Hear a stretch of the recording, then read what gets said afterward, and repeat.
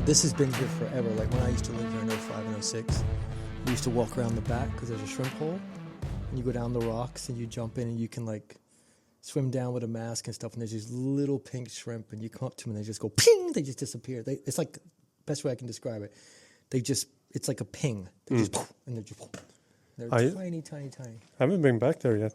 Yeah, I'll show you. But you can swim back there. You can jump in, and you might be a little nervous at first, but once you get in and swim, you're like, oh, it really opens up. Is it like hidden in a rock? It's like a mini blue hole. That's cool. Yeah. So you can free dive in there? Me and my buddy, kind of. No, it doesn't go super deep, but we found that by accident 20-something years ago. And then we talked to some of the locals. They were like, yeah, we know about that. And then when I came back, they put a big sign out saying the shrimp hole. It doesn't say anything about the shirts. It just says shrimp hole when you turn in here. No, this place is cool, though. This is really, really cool. So, I wonder if this was here when Columbus was here. Probably after. We have to go to the museum and find out. Yeah. So, but yeah, definitely get some video for people, man. Sure. If anyone's interested in this type of stuff, it's really cool. And there's a cemetery right out there, so we're going to have to do our best not to curse or say the wrong thing today. Yeah. No swearing in this. No, let's try and be no swearing in this episode. No swear words. Even though Trump is in office, we can't swear in this episode. Yeah. So we'll try and be a little respectful and so nothing follows us home. Right. So. Right. Anyway. Hey, since I've been back, I've been noticing reversed island fever. What do you mean reversed island fever? I got the island fever when I was in Florida. I felt like that's the place where I felt the panic. And when I got back to the island, I felt calm again. Because usually if you go to an island, people say you get the island fever, which usually kicks in because you can't really get anywhere and you can't really do all the stuff you used to do. And that's island fever. But I got the opposite when I got to Florida. When I got back, I was like, my recovery went good again. I slept like a champ. Well, I think when you have less distractions for X amount of time, right? And then you get dumped into noises, signs, sale, buy this, two, get one free, people going past you, zipping around. You're like, wait, I don't need half the shit I'm looking at. Yeah. Like, that's what it is. Yeah. You kind of learn that you really don't need much in life. And so when you go there, a lot of it is just, you learn it's distractions, I think. Yeah. You're like, wow, that's nothing but a distraction. Yeah. Because if you notice when we were there, I was like, I need this, I need this, I need this. I wasn't wandering around aimlessly. I was like, I almost cursed. We saw. This is going to be a hard one. I was like, ooh. This is going to be a test. This is going to be a very good test. It's going to be a test.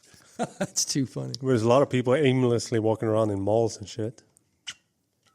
Shit, you can say. No, you can't. Can't? No. All right. Sorry.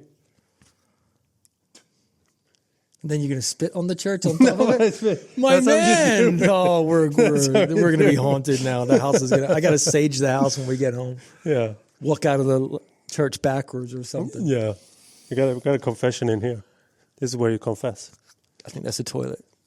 No, I'm joking. Might be. No, but yeah, you see people that are just consuming, right? I mean, we've all been there. I can't be a hypocrite and say I've never been a consumer, but you could tell people out just shopping, especially when we had to go to the mall to get some shoes. It was just like, whoa, you know. Malls are stressful. I don't like malls. They're very stressful. You're right. I can like walking in a store, but when you get to a mall, when all the stores are there, and also the products in malls are always shit, and the service. Again, watch your mouth, bro. Oh, sorry. Wow. Everyone probably thinks, wow, I thought Mario would be the one dropping all the F-bombs. I didn't even notice I said it. Exactly. I didn't even notice I said it. Like, that's too funny. No, so there you go. Everyone knows who really curses more, me or him. The service in the malls are really bad then. The service in malls? Yes. Yeah. Yeah. There's no service-minded people working in malls. It's probably because you get sent to a mall if you're working your way up, I think. Like you can work in this small store we have in the mall and see how you do that. Then you can get like a real store. Then you get moved up. Oh, you mean it's like the little league. Yeah. And then you get moved up to the bigs if you cut it. Well, it's funny you said that because I had to get some stuff from my daughter, right? And I went to the store, the standalone store that was by itself. and they couldn't have been more helpful, but they were out of stock of something. And then they were like, hey, well, you can go to Sephora. They were like, there's a Sephora in the mall. We can call for you. They have what you need there, because she gave me a list of things she wanted me to pick up when I was in the States. Those people couldn't have been more helpful. And then when I got to the mall, the girl's like, yeah, no, we don't have that. Or maybe down in Miami. And I was like, well, can you call? She's like, no, we can't do that. And she's just like chewing gum, and she's like, whatever, dude. Like, did not want to help me whatsoever. That's what I'm saying. And then you were the one that said malls. I was like, that's a very good point. Yeah, the service of shit. Very, very, very good point. So yeah. But it's all distractions. Let's get back to what we were talking about. It's all distractions, man. Yeah. You know, I'm always going to hit the bookstore when I get to the States. I'm always going to hit a couple other things. But other than that, I don't just need it. wandering around looking for something to buy. I don't get it. Well, I get it, because I've been there, but now it seems very foreign to me. Now I know exactly what I need. You know, you get a more view on what you actually need and don't. That's what I just said. Yeah, maybe you said that. I did say that. Oh yeah. Like you just get, that's the bottom line. That's the good thing about living here. You're like, I don't really need that. I don't really need this. And then you kind of see, oh, I'm not trying to keep up with everybody. That probably makes a lot of people broke. What do you think? Yeah. Oh, Jimmy got this. I need that. Do you? Yeah, that was in the book of The Psychology of Money. It told the story about how you get yourself... Great book. Like, however rich you get, if you're keeping up with someone richer, you're always going to be poor. Doesn't matter how much you earn. Yeah. It's the guys that can, like, downsize while making money. Well, to get rich, the number one rule is live below your means. Yeah. If you want to get rich or you want to save money, live below your means. But that's not very common, because people see, like, their friends or people in the same business, they approach it, and they probably in debt as well. But then they have to have that car, and they have to have that perfect house. example, like driving through Florida where we were in Fort Lauderdale, you saw a lot of homes that were like, but the cars were really nice. And it was just like, wow. Yeah, I saw that. You know what I'm trying to say, right? It's like an image you're trying to keep up with. So yeah, you can drive through like a rough neighborhood, and all the cars are mint to the tenth. Yeah, clean. Every car is clean. Waxed, clean, ready to go. Yeah. Yeah. That was shocking to me. Every car is so clean in Florida. Opening a car wash in Florida must be a booming business. Because every car is clean. Yeah. It's interesting. Very interesting. Well, they love Trump in Florida. They do love Trump in Florida. And now they love Trump everywhere. I think within the first 4 or 5 days, he did more than Joe Biden did in 4 years. Well, you know what was funny the other night? I was sitting there watching it, and I realized I'm not a big political person. You know this. I didn't vote for Trump. I didn't vote for Biden, whatever. But I feel like when Biden was in office, I kind of realized it. I wasn't really paying attention with him. So it feels like he was never really there. Now, because I'm watching Trump, Trump's entertaining. And I was just like, it feels like he kind of didn't leave. Like those 4 years feel like they didn't happen. It's weird. It's weird because I don't remember anything Joe Biden even did really, or stood out, or did something. Except saying weird stuff on stage. Sleepy Joe. Yeah. But when let's be honest, Trump, he wasn't the president for the last 4 years. No, he Someone wasn't. He was a mouthpiece. But the thing is, the fact I loved when Trump was signing the release of the JFK files, and he's like, "Here, give this to Robert," the pen. That was, I don't know why, but that was a dope move. He took the pen. He's like, after he signed it, he's like, "Give this pen to Robert." Yeah. And I was like, you know what? You just got some points with me for that. That was just a boss move. I just like the fact that he's staying true to his word. Like everything he ran on, he's actually doing now. That's not common with presidents. Because usually they put up the picture of all they're going to do, and then they don't do half of it. But he's basically doing all of it the first day. But the thing is, too, I did enjoy watching him go in on Gavin Newsom and also the mayor. When he went to California? When he went to California, he was chewing her out. He made her feel stupid, made the other feel. He's like, he was just, you're going to do this. A week is too long. Yeah. Let them go fix their homes. Like, he was not having it. I'm like, this guy's serious. Yeah. You know, if he can keep that speed for the next 4 years, what he's done in 3 days, then you might see some real stuff happening. Yeah. He's bringing that real, like, New York businessman into office. Get stuff done. Get stuff done immediately on a handshake. So what you have to do for me, you're gonna have to put a check mark for every time. Like put a poop in the video and then ding. I need check marks next to it. All the cursing you're doing. This is like the 5th one. Yeah, but that's not a bad curse. It is a bad curse. You don't say that. No, that's You got some Christian people out here who'll be like, oh, really? did you say? Yes. All right. Sorry. So you're 4 in. I want the checks in the video. Sorry, Big J. Wasn't my fault. Just slipped out. I think if you're a good person and are loving to everyone, you're allowed see to the best in everyone. You're allowed to drop an F-bomb once in a while? Yeah, I think so. I think Big J won't mind. I think that's just you trying to justify your I think Big J lack of vocabulary. I think Big J is very overseen like that. I think he only cares about how you treat people. If you see the best in every person and if you're a loving person. You gonna hug me now? That's what I think. I think you're... I mean, sure. This just brings out of it. Just comes out. Just comes out. Speaking of what just comes out, I read the Rick Rubin book as well. The art, the creative, the way of living. Did you download it? Yeah, on my Kindle. Okay. Love my Kindle. The Kindle is probably the best invention. I know I'm late to the game, super late to the game. Terribly late to the game, but Kindle is probably the best invention ever. I'm burning through books. No. Peanut butter and chocolate All right. is the best invention ever. 1 and 2. Sorry. 1 and 2. Whoever thought of that, whoever had that, whenever that had to be an accident. That had to be an accident. I actually think when I was growing up, they made commercials like that for Reese's, or there was something. Someone's going to check me on this. That's fine. I used to remember seeing these commercials when I was little, and there was always a different one. It would show how chocolate and peanut butter became, and it was always these random accidents. Like it was really funny. It's got to be Reese's. I think it's got to be a Reese's commercial. Let's say what it is, though. What? Let's say what it is. What is one component involved in this mixture that probably happened? Drugs? Of course. Someone was high. Someone was high in their kitchen. All they had was bread. They had some peanut butter, and they had some jelly. That's it. Someone was high. Peanut butter and chocolate.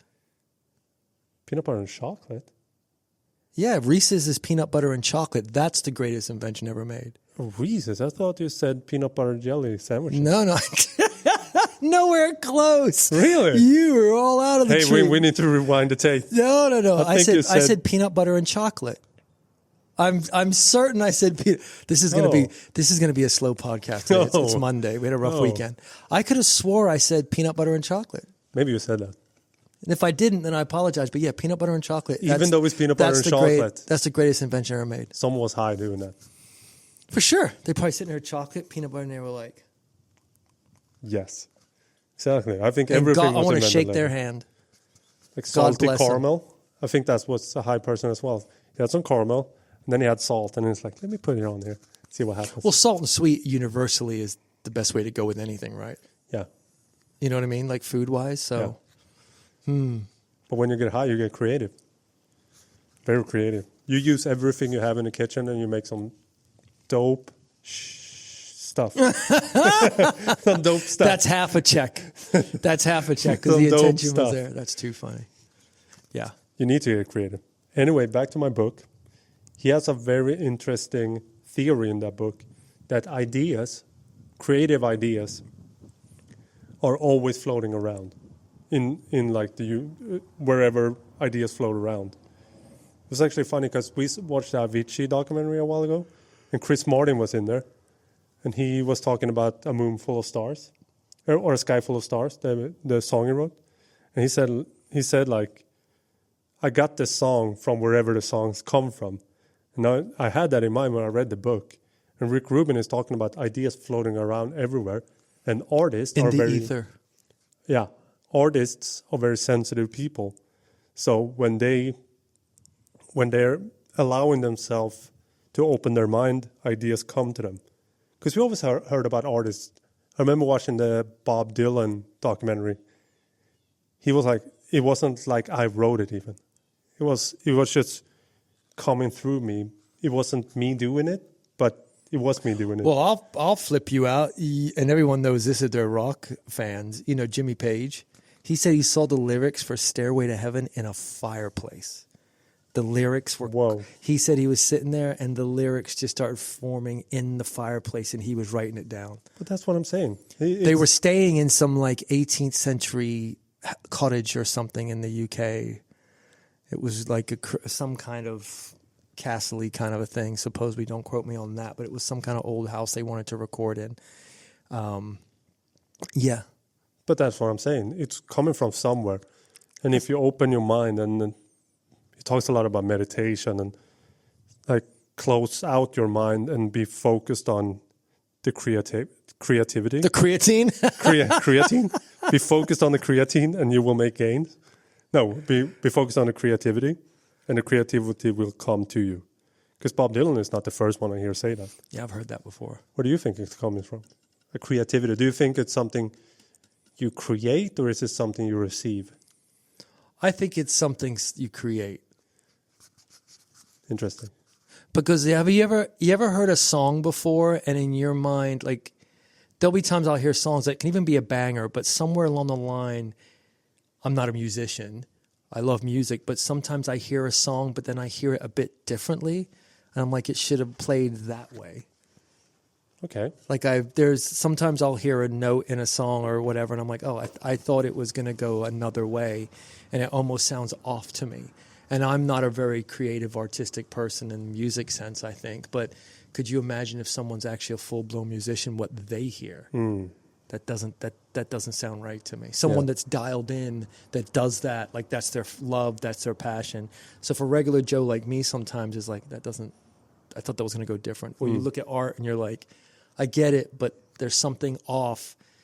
Maybe if I created it, it would have looked the same. Maybe there would have been a little bit of a difference there, right? So I think it's personally. I think certain things people do to open up their mind, whether that's alcohol, drinking, spiritual meditation, working out. I think when you have that clear mind, you're just more receptive for your ideas. Right? Because think about it. I mean, we can even put it on a more basic level. Like how many times I know that I've been trying to figure something out and then I'll have like an intense workout and I'm thinking while I'm in my workout and I'm kind of clearing myself and then all these ideas just start flowing in and you're almost not looking for them, but you're kind of clearing everything out for it to. I think if you're being more receptive, what's in you becomes in your face because there's a lot of stuff you shovel through, right? In your brain. Workouts as well, like an intense workout. Oh, really? Yeah. Okay, that's He talks about that in there. He does. A walk in nature, an intense workout. Really? Like different stuff so work there for you different go. people. So that's what I'm trying to say, right? It probably different things trigger different. But do you still in people. think that creativity comes from the outside, if you're receptive to it, or do you think you create it from the inside? I think you may do see. Do you think they're all out there? No, like I they think, can come to me, but I'm not open to the creativity. Let's look at that question you just said, right? I think maybe you see something on the outside that triggers you on the inside, and then it just starts flowing. Maybe there's that match, right? But I don't think you pull the whole idea. I think you're like, oh, that's kind of cool. Or like when you hear people say, oh, well, I heard so-and-so say this, and then the song just kind of came from that as a term or a word or, so I think you get stimulated. You get inspired by certain things, but I think it comes from inside. Yeah. Yeah. I think it's a channel. I think it's a channel you need to tap into. And you need to be sensitive. Yeah, maybe you're tapping into yourself, though.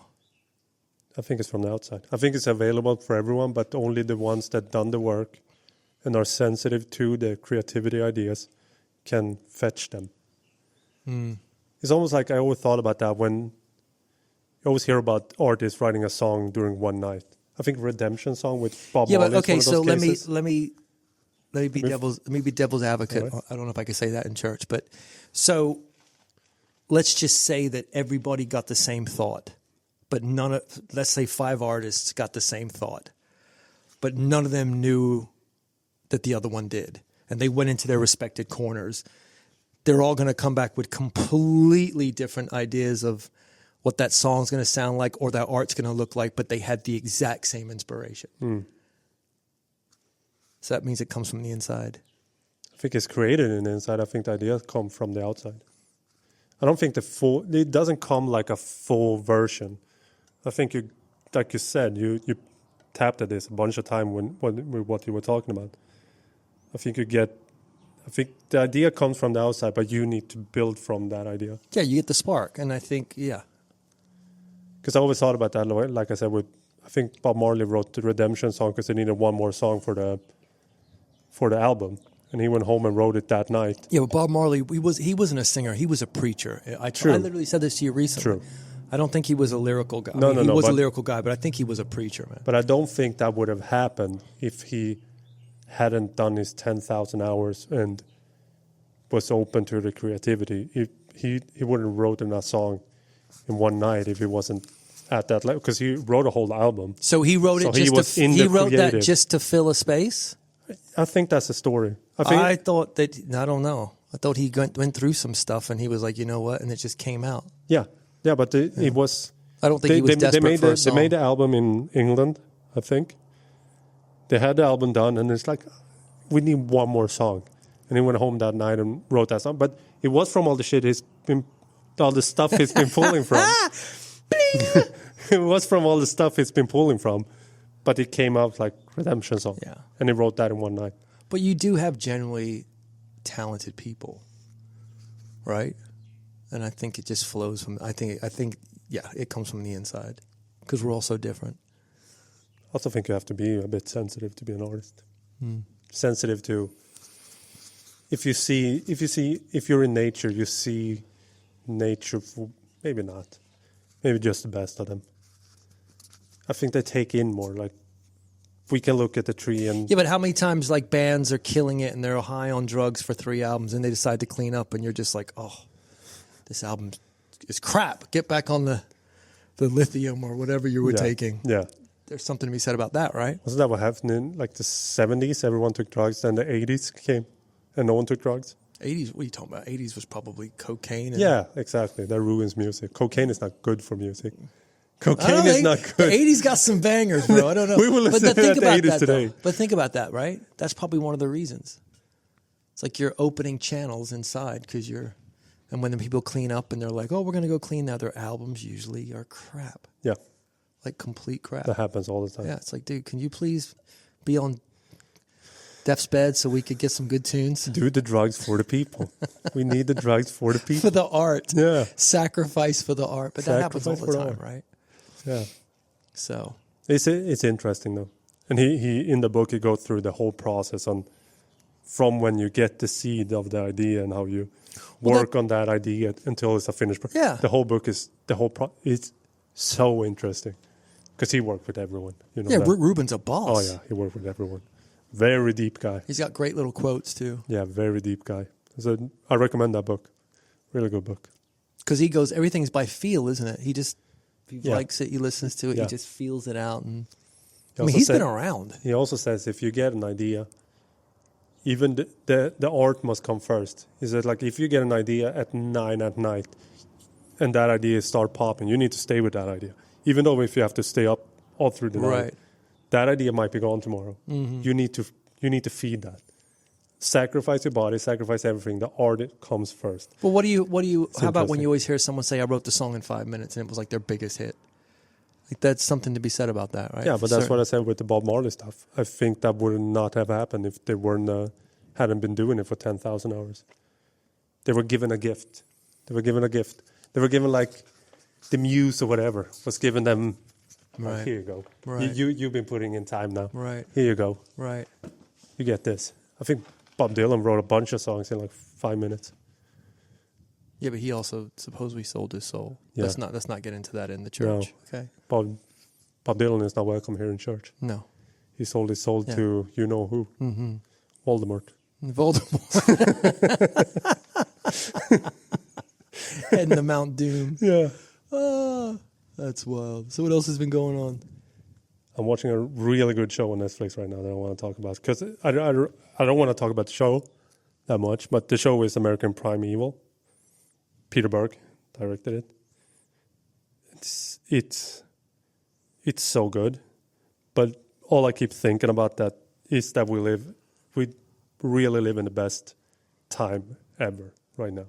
This takes place in 1850. Wild Wild West. Everything can kill you. If you step outside, you need to be on high alert all of the time. If it ain't the people in the town that's going to kill you, it's something outside the town. If it's not people, it's bears and wolves or mountain lions. Oh, for sure. They're stressful. They're almost like, you know how a deer is when they're looking around all the time? They can't even drink water. Yeah. That's what life was back in 1850s. Well, there had to be at one point in time where a broken arm could either go one way or the other, right? No, Like a sure. cut, like just a deep cut if it wasn't taken care of. Like, take the leg off. Whoa, what do you mean? I just need 5 stitches. Nope, leg's coming off. You're like, no, really. I think I just need some stitches. Like, I think that was the mentality for a lot of stuff. They would just cut it off before you lose the whole arm, or cut the foot off, or you're going to lose the whole leg, or cut the finger off, you're going to lose. I'm serious. Yeah, and drinking water was dangerous. Oh, Eating food was dangerous. There's mud everywhere. There's no roads. It's I could imagine. I could only imagine. Like that's the thing. You always only see the glory side of it. Usually, you don't see the stuff that now you just go lay down for a couple hours, take an aspirin, you'll be fine. But the other things could probably take you out. Yeah. So we definitely live in the best time for sure. ever. For sure. We don't have to worry about when we pass someone. Even passing someone down the street, that could be it's a 50-50 if Yeah. it's going to kill you or not. Absolutely. 50-50. Yeah. That's even generous. Especially if you're in the middle of nowhere and you haven't seen anyone for there's probably times they were traveling and maybe for weeks didn't come across anyone, and then you see some lone traveler coming down the same path. You're like, okay, where's this going to go, right? Yeah. I'm quite sure maybe they were still like, hey, how are you, this and that, but it's like 50-50. probably eat or be eaten. Oh, yeah. You have to strike first there. Wake up to a bunch of American Indians coming over the hill looking at your camp, and vice versa. Indians seeing them. Oh man, there's one scene in that free show. Free for all. There's one scene in that show that shows you. There's a bounty hunter looking for a girl, and he's in a restaurant or like a diner in the town, and he talks to this guy. Yeah, we've seen the girl. Come with us, and we'll show you where she is. He goes out. He finishes his meal. Goes out, goes around the corner, there's where they kill him. Like, around the corner and they kill him. Just knives, and now he's down. But at the same time, imagine you just like ride and you're like, you know what? There's a nice little lake here and the mountains are, you know what? Let's put a house here. That's also cool. Think about that, because I'm quite sure not everything was owned back in the day. No. They're like, you know what? I'm just going to stick a flag here and we're going to call this home. And then we're like, if anyone comes around my property, I'm going to shoot him. That's what 1889 the series is about. The prequel to Yellowstone. Just traveled up because it was free land up there. Yeah. And they just, but they had to travel through. Yeah. Again, everything can kill you on the road there. Yeah. But once you get there, you can claim your land. And do what you want. And all of a sudden it's your property. Step on my property, I'll shoot you. Yeah.